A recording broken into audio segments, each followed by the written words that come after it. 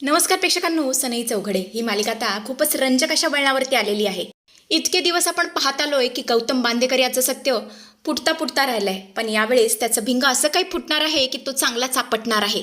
किती काही केला त्याला सुटताच येणार नाहीये, वाचताच येणार नाहीये. आणि मग पम्मा आणि सुभाष मिळून त्यांच्या लेकीचं लग्न गौतम खानोलकर याच्याबरोबर लावणार आहेत, कारण त्यांच्याकडे दुसरा कोणताच पर्याय उरणार नाहीये.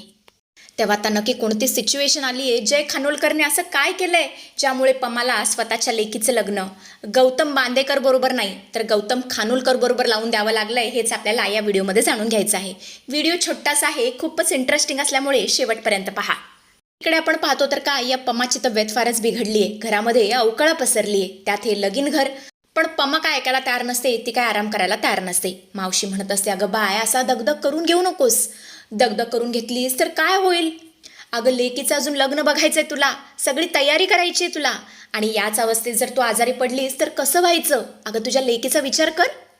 पमा मात्र हळूच डोळे उघडते आणि बोलते, नाही, माझ्या बाईचं लग्न होणार, मी लग्न लावणारच.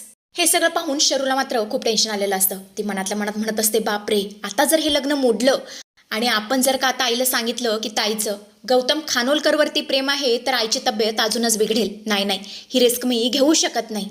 आणि हा सगळा विचार करून असावरी आणि शर्वरी दोघीही व्याकुळ झालेले असतात. त्यांना काय करावं काही समजत नसतं, कारण आता प्रश्न असतो तो म्हणजे त्यांच्या आईचा. शर्वरी आता विचार करते की जयला फोन करावा. ती जयला फोन करते आणि बोलते, मला फार काळजी वाटतेय. मला असं वाटतंय हे सगळं स्मूथली पार पडेल ना? काही झालं तरी मला माझ्या आईची तब्येत रिस्कमध्ये नाही टाकायची. तेव्हा जय बोलतो, हे बघ, तो गौतम बांदेकर खूपच घाणेरडा माणूस आहे, खूपच भयानक माणूस आहे. आणि तो कधी काय करेल, कधी कोणतं पाऊल उचलेल ना, आपल्याला काही सांगता येत नाही. तेव्हा शर्वरी बोलते, खरं सांगू का, मला नाही वाटत गौतम बांदेकर त्याचा शब्द पाळेल. नाही म्हणजे तो त्या लेवलचा माणूसच नाही आहे. तेव्हा जय बोलतो, हे बघ शर्वरी, काळजी करू नकोस. तुला काय वाटलं मी हातावरती हात ठेवून बसेन? नाही. त्या बांदेकरला मी माझ्या भावाशी किंवा तुझ्या बहिणीच्या जीवाशी नाही खेळू देणार. त्या दोघांच्या आयुष्याशी नाही खेळू देणार. ऐक ना, माझ्या डोक्यामध्ये एक मस्त प्लॅन आलाय. शर्वरी बोलते, बोल, कसला प्लॅन आहे?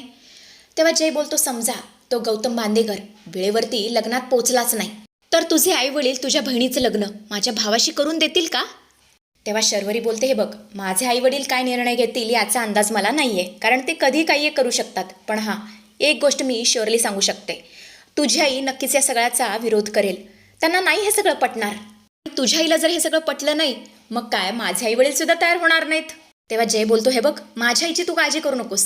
तिला कसं मनवायचं, तिला कसं सन्मत करायचं हे माझं मी बघेन. तू फक्त तुझ्या आई वडिलांना मनव. मी तुला शब्द देतो, तो गौतम बांदेकर लग्नात पोचणार नाही, हा माझा शब्द आहे. पण तुला एक काम करायचं आहे, तुला तुझ्या आई वडिलांना मनवायचं आहे. काही करून त्यांना कन्व्हिन्स करायचं आहे की तुझ्या बहिणीचं माझ्या भावाशी लग्न करा म्हणून. आणि हे सगळं ऐकून शर्वरी चिडते आणि बोलते, शायनर, अरे तुला कळतंय की नाही, माझी आई आजारी आहे, तिला भयंकर त्रास होतोय. इतका त्रास होतोय ना की मी तुला सांगू शकत नाही. पण समजा आपला हा प्लॅन बॅकफायर झाला आणि आईने स्वतःच्या जीवाशी काहीतरी बरं वाईट करण्याचा निर्णय घेतला तर काय करायचं? कारण तुला तर माहीतच आहे, माझ्या आई वडिलांसाठी घराण्याची इज्जत म्हणजे किती महत्त्वाची आहे. भर मंडपामध्ये लेकीचं लग्न मोडणं ही काही साधीसुधी गोष्ट नाही आहे. अरे भावकीमध्ये काय इज्जत राहील? आणि माझ्या ताईच्या पाठीवर त्यांच्या अजून 2 मुली आहेत, त्यांचा विचार ती करणारच ना. आणि त्या टेन्शनमध्ये तिला काही झालं तर? नाही, मला हे सगळं सहनसुद्धा होत नाही आहे, विचारसुद्धा करवत नाही आहे. तेव्हा जय बोलतो, हे बघ, तू जास्त विचार करू नकोस. तू फारच विचार करतेस. फक्त माझ्यावरती विश्वास ठेव. तुझा माझ्यावरती विश्वास आहे ना? मी हे लग्नसुद्धा मोडेन आणि तुझ्या आईलासुद्धा काहीच होऊ देणार नाही. आहे ना विश्वास?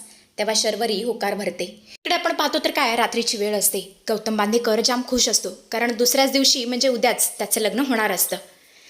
पण तेवढ्यातच जय खूप मोठी खेळी करतो. तिथे एका माणसाला पाठवतो आणि मग काय, तो माणूस आता गौतमला किडनॅप करतो, गोडाऊनमध्ये घेऊन जातो. गौतम चिडलेला असतो, घाबरलेला असतो. तो बोलतो, मला का किडनॅप केलंय आणि मला इथे का घेऊन आलाय?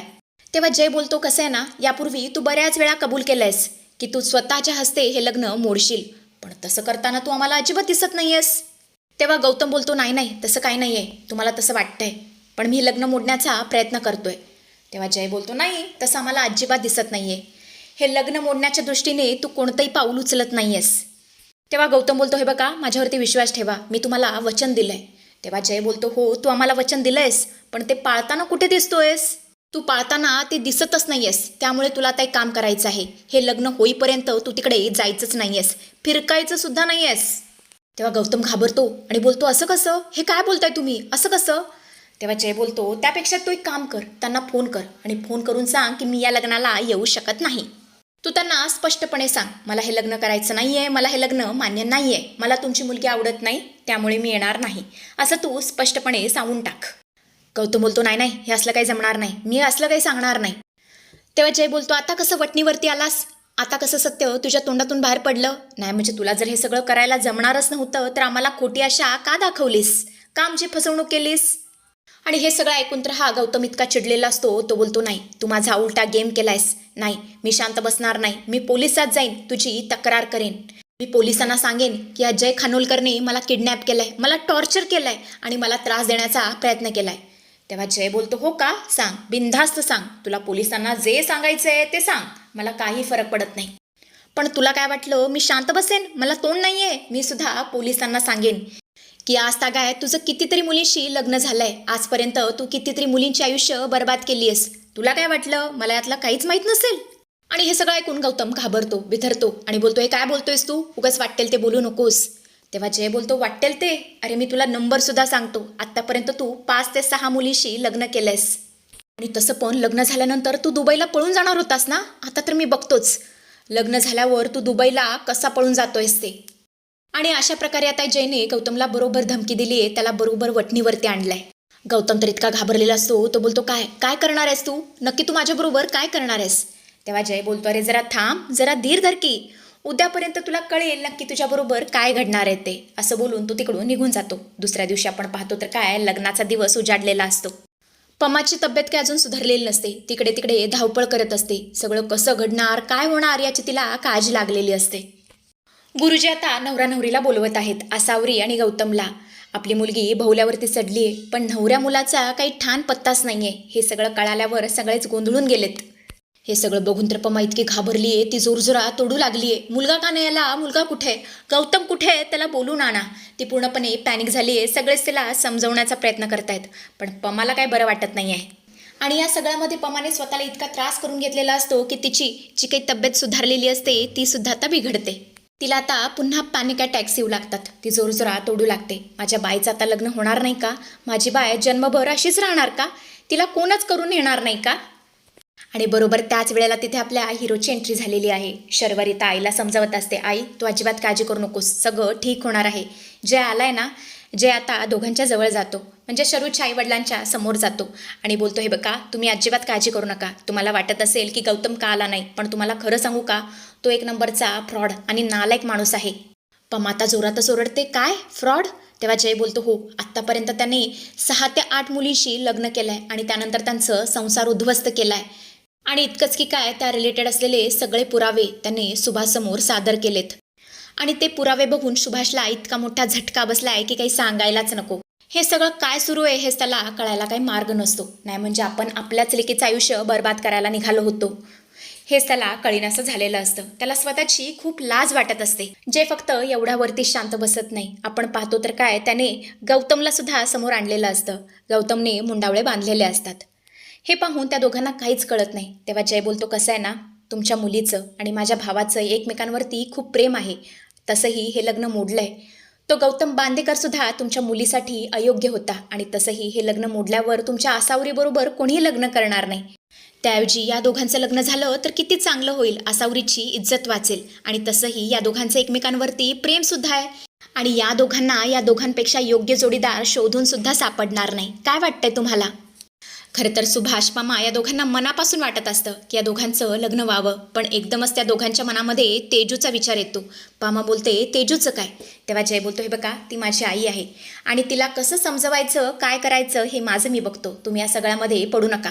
तुम्ही फक्त एवढं सांगा तुम्हाला हे लग्न मान्य आहे की नाही. आणि तेवढंच तिकडून पोलीस येतात गौतम बांदेकरला घेऊन. गौतम बांदेकर आता पुन्हा नाटकी करायला सुरुवात करतो. तो बोलतो, आई बाबा माझ्यावरती विश्वास ठेवा, हा जय खोटं बोलतोय. पण सुभाष मात्र जयची बाजू घेतो आणि बोलतो, शांत बस, गप्प बस. तुझ्यासारख्या फ्रॉड माणसावरती आम्ही विश्वास ठेवला हीच आमची खूप मोठी चूक होती. तुझ्यासारख्या नराधमाला मी माझी मुलगी द्यायला निघालो होतो. खरंच खूप मोठी चूक करायला निघालो होतो. नशीब हा देवासारखा जय धावून आला, आमचे डोळे उघडले. इन्स्पेक्टर साहेब याला घेऊन जा. इन्स्पेक्टर आता त्याला घेऊन जातात. सुभाष बोलतो, जय खानोलकर, मला हा तुमचा प्रस्ताव मंजूर आहे. मी माझ्या मुलीचा हात तुमच्या भावाच्या हातात द्यायला तयार आहे आणि अशा प्रकारे दोघेही त्या दोघांचं लग्न लावून देणार आहेत. तर असा काहीसा जबरदस्त ट्विस्ट आपल्याला येणाऱ्या भागांमध्ये बघायला मिळणार आहे प्रेक्षकांना.